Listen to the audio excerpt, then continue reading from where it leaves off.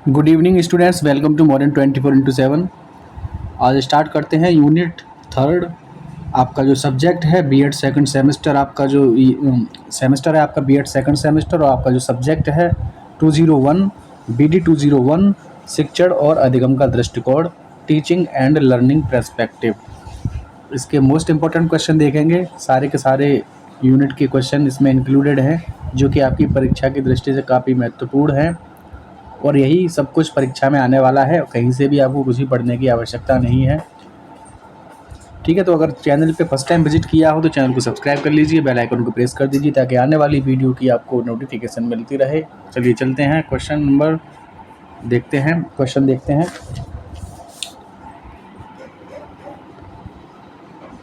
मिल जाएगा इसका यूनिट 4, फिर आपका ये सब्जेक्ट पूरा फिनिश हो जाएगा, अधिगम एवं शिक्षण। क्वेश्चन नंबर 1 है आपका, सक्रिय अनुकूलन सिद्धांत के प्रवर्तक हैं। तो ये कौन है सक्रिय अनुकूलन सिद्धांत के? स्किनर हैं। प्रतिमान किसी आदर्श के अनुरूप व्यवहार को ढालने की प्रक्रिया को कहा जाता है। यह कथन है H.C. वाइल्ड का। शिक्षण प्रतिमान एक प्रकार की क्या है? तो ये शिक्षण व्यूह रचनाएं हैं। शिक्षण प्रतिमान होते हैं तो सीखने के सिद्धांत को शिक्षण प्रतिमान कहते हैं। शिक्षण प्रतिमान की मान्यता है कि शिक्षण कला एवं विज्ञान दोनों हैं। ठीक है, कला है या विज्ञान है, तो ये कला विज्ञान एक प्रॉपर एक नहीं है, क्योंकि ये कला और विज्ञान दोनों ही हैं। शिक्षण प्रतिमान होते हैं सीखने के सिद्धांत। सीखने के सिद्धांत को ही शिक्षण प्रतिमान की संज्ञा दी जाती है। नेक्स्ट है आपका व्हील एंड जॉयस ने, व्हील एवं जॉयस ने, ये वाल नहीं है, व्हील है। ठीक है, ये व्हील है, ये व्हील है। ठीक है, ये है ना, ये व्हील है। व्हील एवं जॉयस ने आधुनिक शिक्षण प्रतिमानों को कितने भागों में विभक्त किया? तो 4 भागों में विभक्त किया। शिक्षण प्रतिमान के किस भाग पर अध्यापक की भूमिका का वर्णन होता है? तो इसका राइट आंसर हो जाएगा सामाजिक प्रणाली पर। शिक्षण प्रणाली में सपोर्ट सिस्टम कहा जाता है किसको? तो मूल्यांकन प्रणाली को। मूल्यांकन प्रणाली को सपोर्ट सिस्टम कहा जाता है। कल का विश्व कौन चलाता है? तो कल का विश्व चलाते हैं कौन? कल का विश्व कौन चलाएगा? कल का विश्व शिक्षक। कल का विश्व कौन चलाता है? शिक्षक। शिक्षक हो जाएगा राइट आंसर।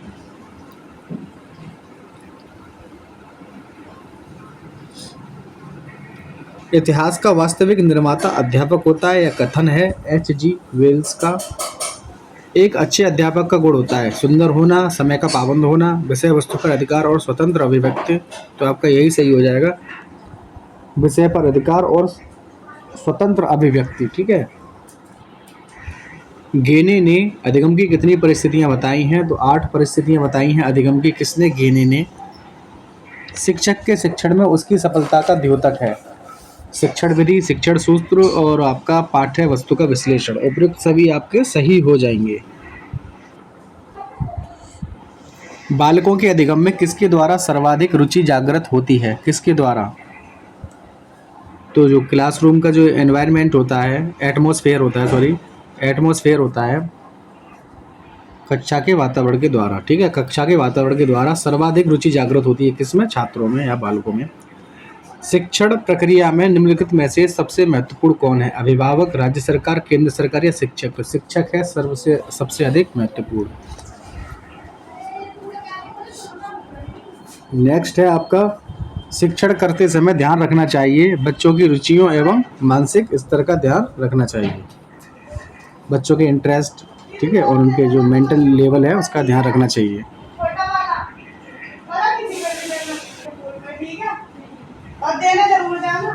शिक्षण की गति आधारित होनी चाहिए छात्रों के सीखने की गति पर। शिक्षण को सीखने के संगठन के रूप में सर्वोत्तम प्रकार से परिभाषित किया जा सकता है। यह परिभाषा है राय बर्न की।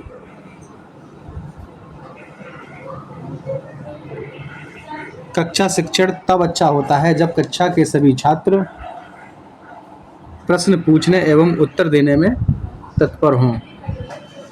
शिक्षण पुनर्वलन की आकस्मिकताओं का क्रम है, यह परिभाषा है BF स्किनर की। शिक्षण का सर्वाधिक महत्वपूर्ण उद्देश्य है, शिक्षण का सर्वाधिक महत्वपूर्ण उद्देश्य है उपयोगी ज्ञान प्रदान कर सर्वांगीण विकास करना। शिक्षण प्रक्रिया में समाहित प्रक्रिया होती है, तो 2 प्रक्रिया होती हैं। शिक्षण का उद्देश्य है बालकों को उनके जीवन से संबंधित ज्ञान प्रदान करना, बालकों की मानसिक शक्तियों का विकास करना, बालकों को सीखने के लिए प्रेरित करना। तो उपरोक्त सभी आपके सही हो जाएंगे। ये यही क्वेश्चन आने वाले और कहीं से आपको देखने की आवश्यकता नहीं है कुछ भी। नेक्स्ट है ब्लूम के अनुसार शिक्षण है, ब्लूम के अनुसार शिक्षण है, ब्लूम के अनुसार शिक्षण है त्रिध्रुवीय। ब्लूम के अनुसार शिक्षण पद्धतियाँ ना 3 है, त्रिध्रुवीय है, शिक्षण है त्रिध्रुवीय, ज्ञानात्मक, भावात्मक और क्रियात्मक 3 है, ठीक है। एक है ज्ञानात्मक, भावात्मक और क्रियात्मक, ठीक है। संपूर्ण शिक्षण प्रक्रिया को कितने सोपानों में बांटा जा सकता है? तो 3 भागों में बांटा जा सकता है। शिक्षा का सामान्य सिद्धांत नहीं है। देखिए, क्रियाशीलता का सिद्धांत होता है, रुचि का होता है, नियोजन का भी होता है, लेकिन परिणाम का सिद्धांत नहीं होता है। शिक्षण का अधिगम आधारित विशिष्ट सिद्धांत है, किसका है? तो यह शिक्षण का अधिगम आधारित विशिष्ट सिद्धांत है, अंतःक्रिया का, आत्मीयता का, स्वाभाविक क्रम का। तो ये सारे के सारे सही हो जाएंगे। शिक्षण का मूलभूत सिद्धांत है, शिक्षण का मूलभूत सिद्धांत है आपका आगमन विधि का सिद्धांत। देखिए, एक आपका क्वेश्चन बहुत आता है, आगमन विधि अगर पूछा जाए आपसे, आगमन विधि देखिए हर साल रिपीट होता है क्वेश्चन। आगमन में क्या होता है? विशिष्ट से सामान्य की ओर,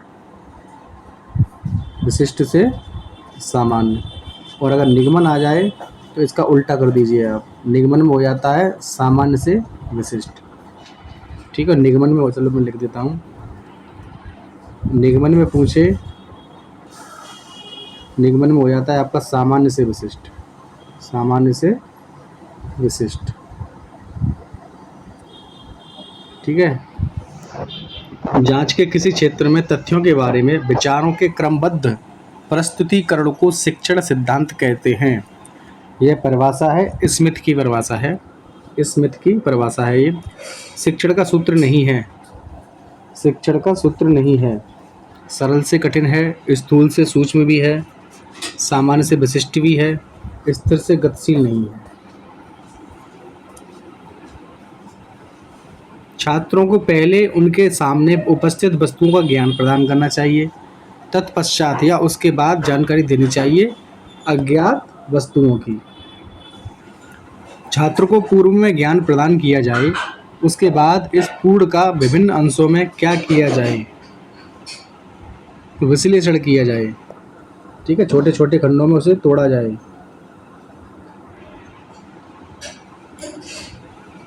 तर्कात्मक क्रम से शिक्षण कराने से स्थायी एवं ठोस होता है अधिगम या सीखना। क्या होता है? ठोस होता है। नेक्स्ट क्वेश्चन है, पूर्ण से अंश की ओर का शिक्षण सूत्र आधारित है गेस्टाल्ट मनोविज्ञान पर, गेस्टाल्ट मनोविज्ञान पर।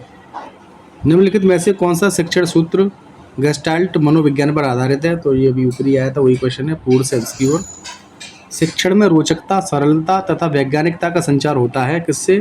टीचिंग जो सूत्र होते हैं शिक्षण सूत्रों से। किस सूत्र के अंतर्गत अस्पष्ट एवं अनियमित ज्ञान को स्पष्ट एवं नियमित करना होता है? तो अनिश्चित से निश्चित की ओर। पूर्ण से अंश की ओर का विपरीत सूत्र है विश्लेषण से संश्लेषण की ओर। देखिए, विश्लेषण में क्या होता है, मान लीजिए विश्लेषण क्या होता है, मान लीजिए कोई सूचना है या कुछ भी है, कोई फैक्ट है, ठीक है, उसको खंडों में विभाजित करना, ठीक है, ये देखो विश्लेषण हो गया। और संश्लेषण क्या होता है? इन्हीं खंडों को जोड़ करके एक प्रॉपर अपना जो फैक्ट है या जो भी कोई भी आपका ऑब्जेक्ट है उसे बनाना, वो संश्लेषण होता है। छात्र को शिक्षा प्रदान करने का क्रम हो सकता है।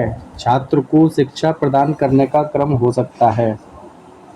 तर्कात्मक और मनोवैज्ञानिक दोनों हो जाएंगे राइट आंसर। प्रकृति का अनुसरण सूत्र पर बल देने वाले शिक्षा शास्त्री हैं। प्रकृति का अनुसरण पर बल देने वाले तो सारे के सारे हैं जी, फ्रॉवेल हैं, रविंद्रनाथ टैगोर हैं, गिजुभाई बधिका हैं। किस शिक्षण सूत्र द्वारा छात्रों में तार्किक एवं वैचारिक शक्ति का विकास होता है? तो विश्लेषण से संश्लेषण की ओर। पहले उसको तोड़ेंगे खंडों खंडों में, फिर उस खंडों को जोड़ेंगे। ठीक है, खंडों में तोड़ना विश्लेषण और खंडों को जोड़ना फिर उसका संश्लेषण। ठीक है, जो हमने तोड़ा था उसको फिर जोड़ना है, उसे संश्लेषण बोलेंगे। तोड़ना पार्टों में विश्लेषण। निम्नलिखित में से उपयुक्त शिक्षण सूत्र है मूर्त से अमूर्त की ओर। मूर्त से अमूर्त की ओर। नेक्स्ट है आपका ऊर्ध से अंश की ओर शिक्षण सूत्र है आपका गेस्टाल्ट मनोविज्ञान। तो हो गया, रिपीट से हुआ फिर से। बाल केंद्रित शिक्षा में शिक्षा का केंद्र होता है। बाल केंद्रित शिक्षा में शिक्षा का केंद्र कौन होता है? तो बालक होगा राइट आंसर, बालक होता है। बाल केंद्रित शिक्षण का उद्देश्य है बालक का चहुमुखी विकास, मानसिक विकास, शारीरिक विकास। तो सारे के सारे आपके सही हो जाएंगे। किंडरगार्टन शिक्षण पद्धति के जन्मदाता, बहुत बहुत ज़्यादा ही इम्पोर्टेंट क्वेश्चन है ये, फ्रॉवेल। ठीक है, किंडरगार्टन फ्रॉवेल। बचाव निदान का उच्चतम स्तर है तो रॉस का है कथन ये। बाल केंद्रित शिक्षा का उद्देश्य है बालकों का शारीरिक विकास, नामांकन में वृद्धि, खेल खिलाना, यानी कि आपका आ गया राइट आंसर हो जाएगा बालकों का सर्वांगीण विकास। यानी कि सर्वांगीण विकास, सर्वांगीण विकास में सारे विकास आ जाते हैं। ठीक है। क्रियात्मक शिक्षण विधि का अर्थ है शिक्षक के शिक्षण द्वारा सीखना, छात्र को अपनी स्वयं की क्रिया द्वारा ज्ञान प्राप्त करना, गृह कार्य के द्वारा सीखना या भ्रमण के द्वारा सीखना। तो राइट आंसर हो जाएगा छात्र को अपनी स्वयं की क्रिया द्वारा ज्ञान प्राप्त करना। क्रियात्मक शिक्षण विधि का अर्थ है छात्र को अपने स्वयं की क्रियाकलापों के द्वारा ज्ञान प्राप्त करना, ज्ञान अर्जन करना। बच्चों से कदम ताल कराना, हाथ ऊपर नीचे कराना तथा दाएं बाएं के लिए कहना, ये गतिविधियां हैं शारीरिक गतिविधियां हैं। उपचारात्मक शिक्षण का प्रमुख कार्य है, उपचारात्मक शिक्षण का प्रमुख कार्य है दोषपूर्ण अध्ययन एवं अध्यापन के प्रभाव को दूर करना।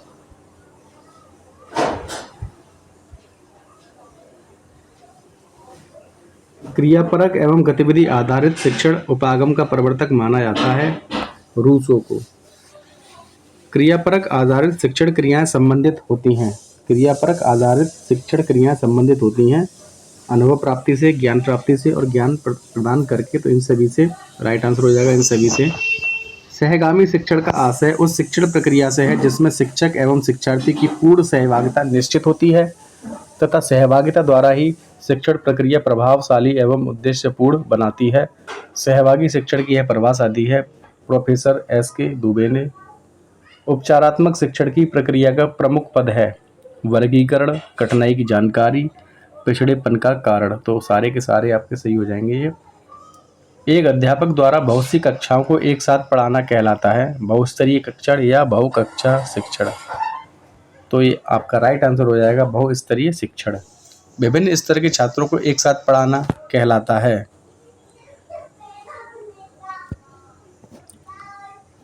देखिए ये बहुस्तरीय शिक्षण हो जाएगा विभिन्न स्तर के छात्रों को एक साथ पढ़ाना, यानी कि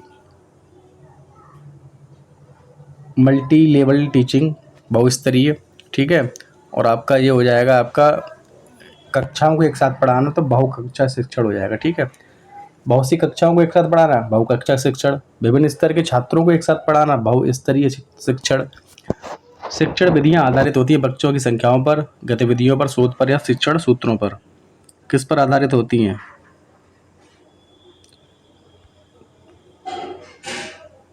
शिक्षण विधियां आधारित होती हैं, शिक्षण की जो विधियां हैं वो आधारित होती हैं शिक्षण सूत्रों पर। बहुस्तरीय शिक्षण का अर्थ है एक ही स्तर के बच्चों को पढ़ाना, अपनी अलग अलग स्तर के छात्रों को साथ साथ सिखाना, तो दोनों ही सही हो, एक ही तो नहीं होगा, एक ही स्तर के बच्चों को पढ़ाना तो नहीं होगा, अलग अलग स्तर के छात्रों को साथ साथ सिखाना, तो ये सही हो जाएगा आपका ऑप्शन नंबर बा। बहुस्तर शिक्षण में छात्रों को बांटा जाता है सामान्य से कम बौद्धिक, सामान्य स्तर के छात्र या सामान्य से अधिक स्तर के छात्र। तो इसका राइट आंसर हो जाएगा उपरोक्त सभी राइट हो जाएंगे। नेक्स्ट क्वेश्चन है, बहुस्तरीय शिक्षण का महत्व है। बहुस्तरीय शिक्षण का महत्व है, तो देखिए ये इसमें सारे के सारे सही हैं, आप लोग देख लीजिए सारे के सारे सही हैं। बहुकक्षा शिक्षण से आशय है, इसमें भी आपका अच्छा, इसमें आपका हो जाएगा बहुकक्षा शिक्षण एक अध्यापक द्वारा एक कक्षा को पढ़ाना नहीं, बहुकक्षा में होता है बहुत सी कक्षाओं को एक साथ पढ़ाना, ठीक है, ऑप्शन सा सही हो जाएगा इसका। बहुकक्षा शिक्षण को उचित रूप से चलाने के लिए आवश्यक तथ्य पाठ्य पुस्तकें, समय विभाजन चक्र, बैठक व्यवस्था, तो इन तीनों के बहुत ही मायने हैं, आवश्यक तथ्य हैं, ठीक है, ये सभी हो जाएंगे राइट।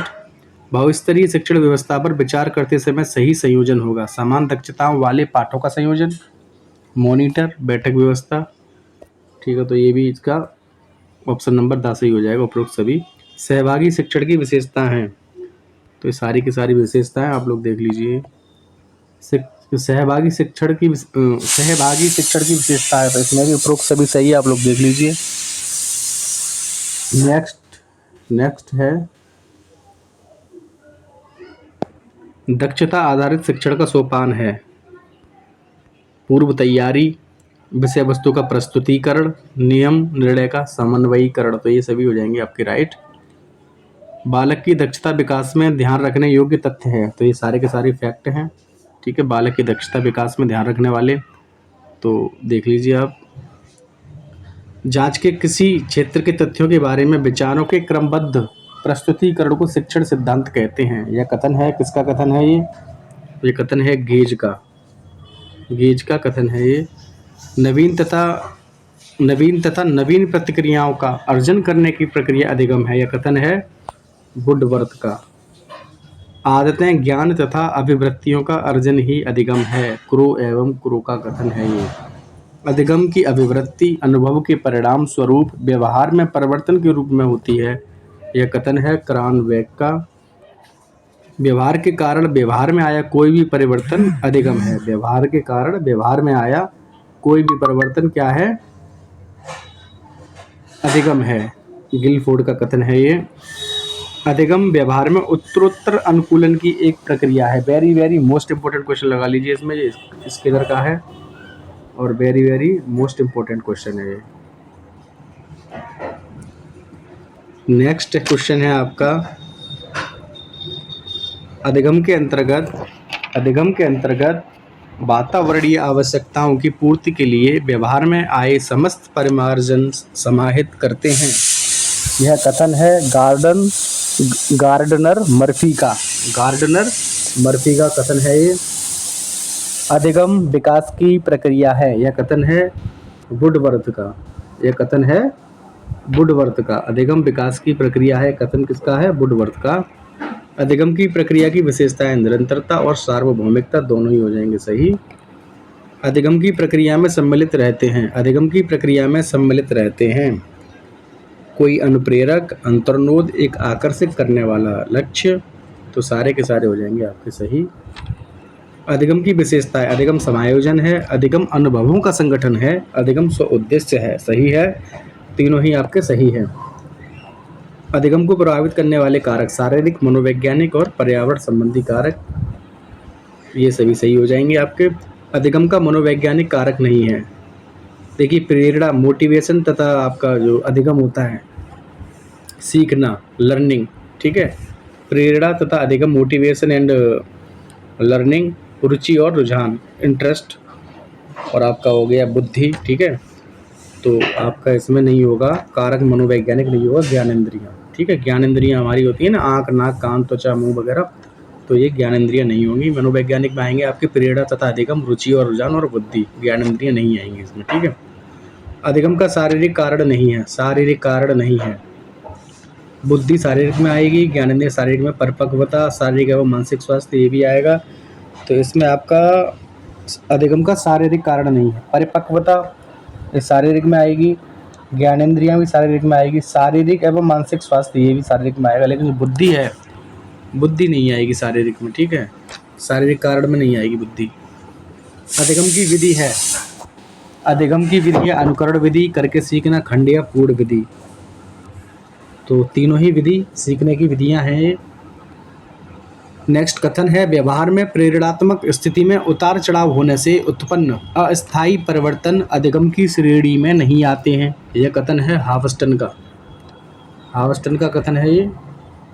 नेक्स्ट है, शिक्षण अधिगम को उत्प्रेरित करने वाली एक पद्धति है। शिक्षण अधिगम को उत्प्रेरित करने वाली एक पद्धति है। तो किसका कथन है ये? बी.ओ. स्मिथ का कथन है ये। शिक्षण है शिक्षा के क्षेत्र में उद्देश्य प्राप्ति का साधन। द्विध्रुवीय अथवा द्विध्रुवीय उपागम या अंतःक्रिया, सही है। शिक्षण एवं अधिगम दोनों, ये भी सही है। तो आपका ऑप्शन नंबर द हो जाएगा राइट आंसर। दूसरों को सीखने के लिए दिशा निर्देश देने तथा अन्य प्रकार से उन्हें निर्देशित करने की प्रक्रिया को शिक्षण कहा जाता है। यह कथन है रायंस का। शिक्षण पुनर्वलन की आकस्मिकता का क्रम है। यह कथन किसका है? स्किनर का। मोस्ट इंपोर्टेंट क्वेश्चन है ये भी, ठीक है। शिक्षण की विशेषता है वांछनीय सूचना देना, शिक्षण सिखाना, चुने हुए तथ्यों का ज्ञान। तो ये आपके सारे के सारे शिक्षण की विशेषता है सहयोग पर आधारित, प्रगतिशील और प्रजातंत्रीय, ये सभी सही हो जाएंगे। शिक्षण होना चाहिए गुणवत्तापूर्ण, निर्देशात्मक, निदानात्मक एवं उपचारात्मक। तो इसमें भी आपका सही हो जाएगा ऑप्शन नंबर द, ये सभी। शिक्षा एक द्विध्रुवीय प्रक्रिया है। यह किसने कहा है? जॉन एडम्स ने। अभी आ जाए, शिक्षा एक त्रिमुखी प्रक्रिया है। दोनों ही क्वेश्चन काफ़ी इंपॉर्टेंट है, ठीक है। तो ये हो जाएंगे जॉन डीवी, जॉन डीवी, ठीक है। जॉन डीवी एक ही बात है, त्रिमुखी के हैं। और एडम्स के अलावा, एडम्स के अकॉर्डिंग द्विध्रुवीय हैं। शिक्षण प्रक्रिया का सोपान है शिक्षण पूर्व चिंतन एवं तैयारी, वास्तविक शिक्षण, शिक्षण उपरांत मूल्यांकन। तो ये सभी आपके सही हो जाएंगे, ये आपके सही हो जाएंगे। शिक्षण का उद्देश्य है बालक को उसके जीवन से संबंधित उपयोगी ज्ञान देना, सही है। बालक की मानसिक शक्तियों का विकास करना, ये भी सही है। और नेक्स्ट है आपका बालक को सीखने के लिए प्रेरित करना, ये भी सही है। तो आपका सारी सही है। शिक्षण पूर्व चिंतन एवं तैयारी में पद सम्मिलित हैं। उद्देश्य निर्धारण, विषय वस्तु का चयन, शिक्षण विधि, युक्तियों तथा तकनीकों का निश्चयन, ये भी सही है। तो आपका सारे के सारे सही हैं। वास्तविक शिक्षण के अंतर्गत सम्मिलित क्रियाएं हैं कक्षा व्यवस्था, पढ़ाने के साथ कक्षाक्षेपण, उपयुक्त युक्तियों तथा तकनीकों का प्रयोग। तो सारे के सारे सही हो जाएंगे। बहुत सरल पेपर आता है, ज़्यादा कोई टफ नहीं है इसमें जब भी क्वेश्चन आपको इतने थोड़े वैसे मिल रहे होंगे एका दुक्का, लेकिन जब आपका जो पेपर आएगा वो सरल रहेगा, ठीक है। तो टेंशन लेने की कोई बात है नहीं, और सिंपल पेपर आने वाला है। 75 क्वेश्चन आएंगे, 50 करने हैं। शिक्षण उपरांत मूल्यांकन में सम्मिलित पद हैं उद्देश्य आधारित मूल्यांकन, विषय वस्तु आधारित अवबोध का मूल्यांकन, व्यवहारगत परिवर्तन का परीक्षण। तो उपरोक्त सभी आपके सही हो जाएंगे। शिक्षण का सर्वाधिक महत्वपूर्ण उद्देश्य है बालक का स्वास्थ्य ठीक रखना, उपयोगी ज्ञान प्रदान कर सर्वांगीण विकास करना। सर्वांगीण यहाँ आ जाए वही हो जाता है सही, ठीक है। ये सही हो गया आपका ऑप्शन नंबर बा। शिक्षण प्रक्रिया में समाहित प्रक्रिया होती हैं, 2 प्रक्रिया होती हैं, 2। शिक्षण का सिद्धांत है करके सीखने का, रुचि का और प्रेरणा का। तो ये सारे सिद्धांत है शिक्षण के। शिक्षण का सिद्धांत है व्यक्तिगत विभिन्नता का सिद्धांत, नियोजन का सिद्धांत, जीवन से संबंध स्थापित करने का सिद्धांत। तो आपके सही हो जाएंगे उपरोक्त सभी, ठीक है। वीडियो पसंद आएगी तो वीडियो को लाइक कर दीजिए, नए हैं चैनल पर तो सब्सक्राइब कर लीजिए। बाकी मिलते हैं कल यूनिट 4 के साथ, कल ये फिनिश कर देंगे, फिर आपका सेकंड सब्जेक्ट आएगा BD 202, ठीक है। धन्यवाद।